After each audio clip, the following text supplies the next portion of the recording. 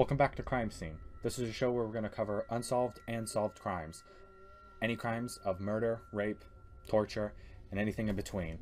In this episode, we're going to cover the 24-year captivity of Elisabeth Fritzl.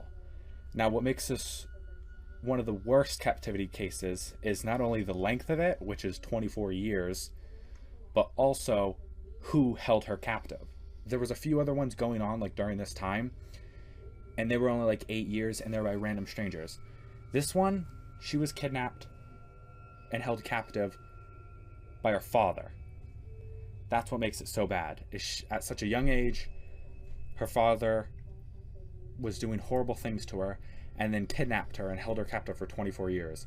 It wasn't like it was a random stranger. So this is what makes it so messed up, is it's like your own father's doing this to you. And her father, Josef Fritzl, this is him. Yeah, he seemed like a good guy that would do that. Looks like a guy. Oh my god. Kind of, honestly. This is him and the older.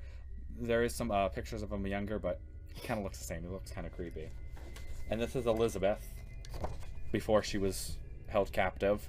There's no pictures of her now. There's an artist's rendition of what she would look like, because they did see her, but no pictures are actually taken.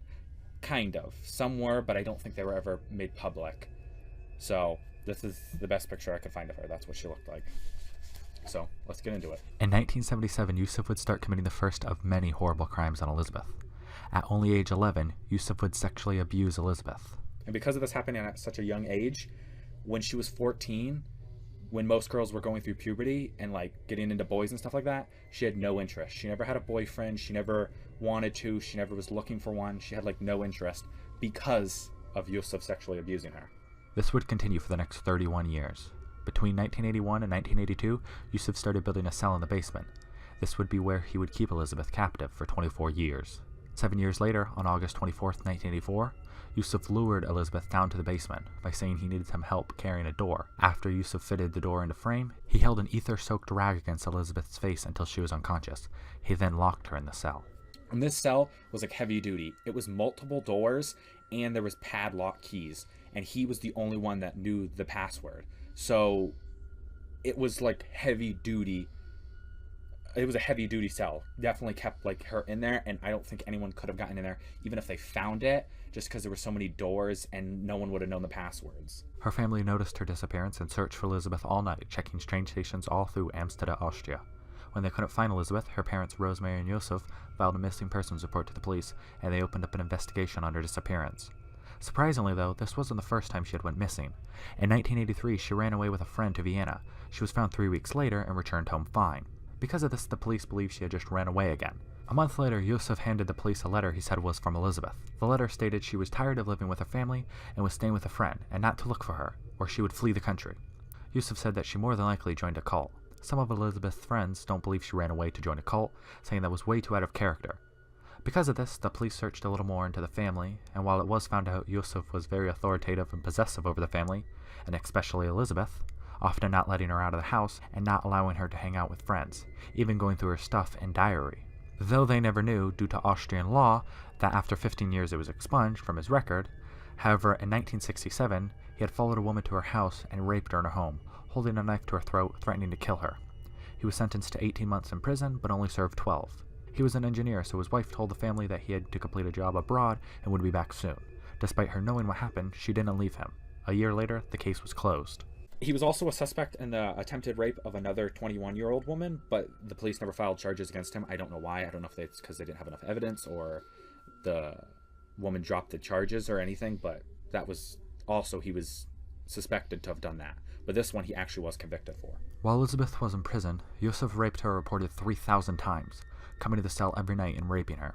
According to Josef's sister-in-law Christine, he would stay in there all night, claiming to draw plans for machines that he sold to firms, never allowing his wife to bring him coffee while he stayed down there. Josef would bring food and other supplies for Elisabeth, this being the only human interaction she had. In 1986, Elisabeth had a miscarriage of hers and her father's child 10 weeks into pregnancy, though in 1988 she would successfully give birth by herself in the basement to her daughter Kirsten. She did it by herself because Josef brought down books of labor and how to give birth and said, read them give birth by herself, and then left her down there. So she really had to just give birth by herself or this child would die. So she read the books, Saul had to do it, and then completely performed it by herself. Josef helped her in zero way. 2 years later, Stefan was born, and in 1992, she gave birth to Lisa. Unlike the first 2 kids, Josef brought this one upstairs to raise with his wife. She was discovered outside the family house with a note allegedly left there by Elisabeth, asking them to take care of the child. They became foster parents for Lisa, while Stefan, Kirsten, and Elisabeth stayed in the basement. In 1993, after several requests by Elisabeth, Josef expanded the cell, but made Elisabeth and her kids dig out the soil by hand for the next few years. In 1994, Elisabeth gave birth to her 4th child, Monica, who was like Lisa and left outside in front of the home in a stroller. Shortly after, Rosemary received a call by someone who sounded like Elisabeth, but it is assumed that it was Josef playing a recording of Elisabeth. The recording stated that Rosemary take care of the child. Rosemary reported this incident to the police because she didn't know how Elisabeth would have gotten their new unlisted phone number, but unfortunately it never led anywhere. Though being held captive and going through many traumatizing events, Elisabeth was a great mother to Kirsten and Stefan, taking care of them and teaching them how to read and write, making sure they knew she loved them. And while Josef did furnish the basement with a TV, hot plate, and decorations, and one time brought down snow for the kids to see in real life, he was a tyrant. He would often threaten them, saying he would shut the door forever, and while he brought down food and supplies every 3 days for them, would sometimes wait longer, starving them as punishment, and would sometimes shut off the lights, keeping them in the dark. During this time, Josef still continuously raping Elisabeth. In 1996, she gave birth to twins, but one died from complications 3 days later. Josef cremated the body in the heater, then disposed of the remains.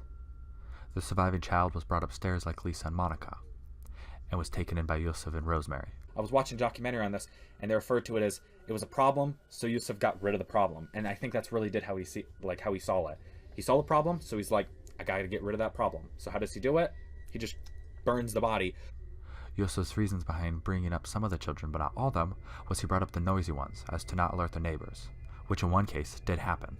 A tenant who had rented a ground floor room in the Fritzl's house claimed to hear noises coming from the basement, in which Josef told him was just from the gas heating system. In December 2002, Felix was born, and kept in the basement due to Josef believing his wife would not be able to take care of any more kids.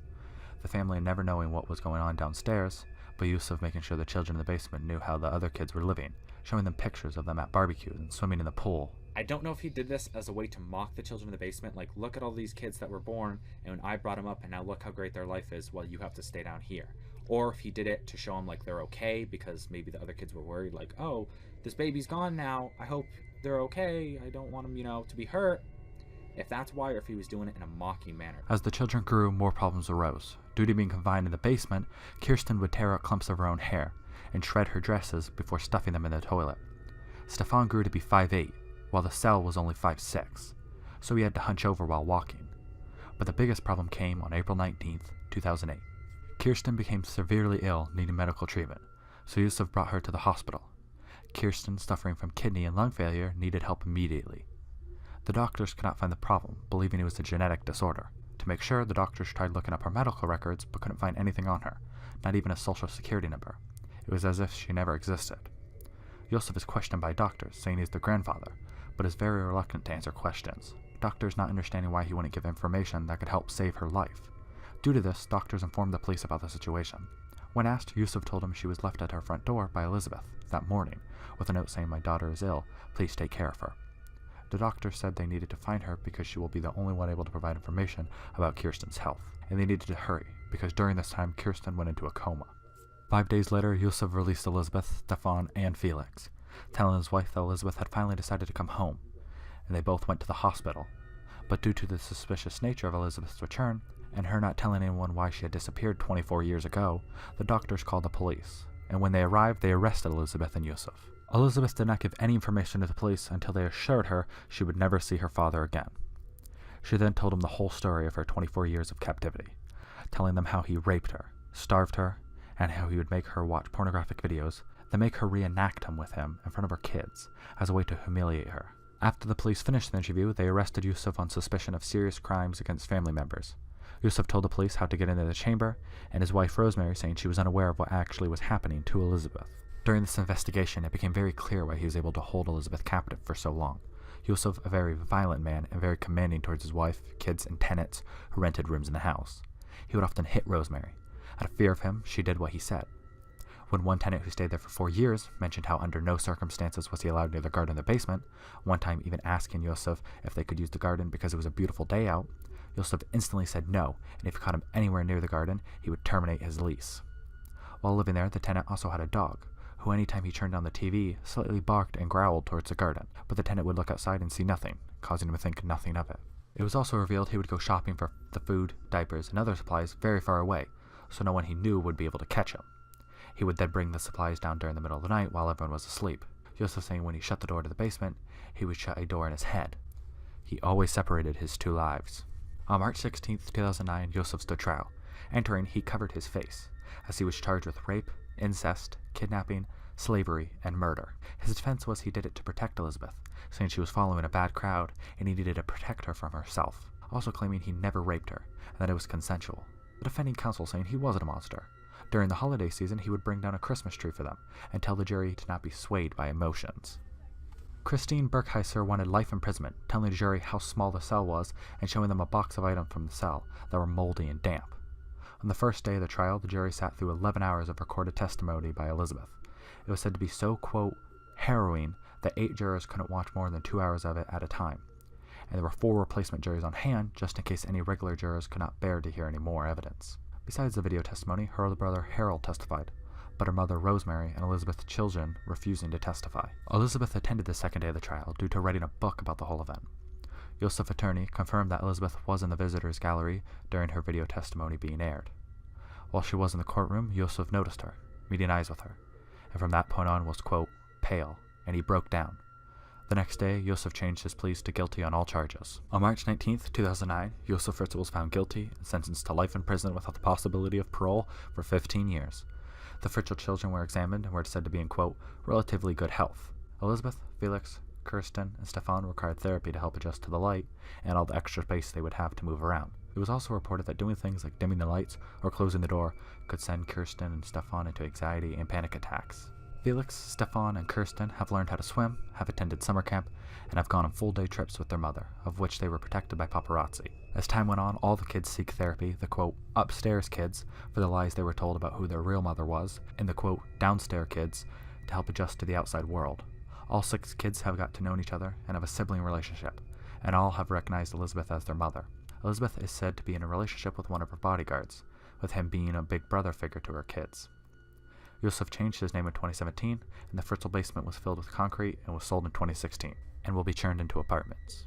She does still keep in touch with her mother, which it's unfortunate now her mother Rosemary lives in a basement, or lives in a basement, lives in an apartment by herself, with no one, which is really sad. You know, she had this entire family, and now it's all gone because of this douche canoe. And then, but it's nice to know that she was able to live a happy life, and she's, you know, though she had a lot of it taken away from her, she can go on and live her life with her kids and be happy that, you know, that might have happened, but she has the future to look forward to, and she's got plenty of time to, you know, spend time with her kids, have a relationship, and, you know, just be happy, which that's really nice too. So thank you guys so much for watching. Let me know down below what cases you want me to cover in future episodes, and thank you so much for watching. Now this is the part of the video where I'd like to help try and find a missing person. For this episode, we'll be looking into the case of Abby Lynn Patterson. She's 21 years old, has brown eyes, she has 140 pounds and 5'7". She has a tattoo of a bird on her shoulder and a birthmark on the back of her right thigh. She was last seen wearing brown shorts and a white shirt on Tuesday, September 5th, 2017, around 11:30 a.m. She left her home on East 9th Street in Lumberton, North Carolina, and was seen getting into a brown Buick.